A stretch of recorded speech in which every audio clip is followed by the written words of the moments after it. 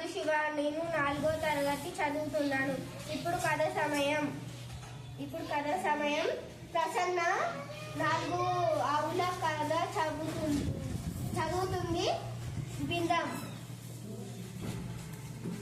4 ఆవులు.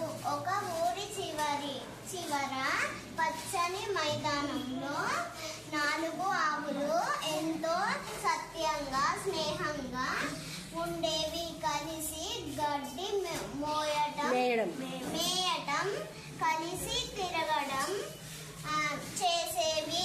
ఇవి ఎప్పుడు కలిసి మెలిసి గుంపుగానే ఉండేవి. కాబట్టి పులి సింహాలు వీటి జోలికి రాలేకపోయేవి. కొంత కాలానికి ఏదో విషయంలో వాటి మధ్య దెబ్బలాట జరిగి 4 ఆవులు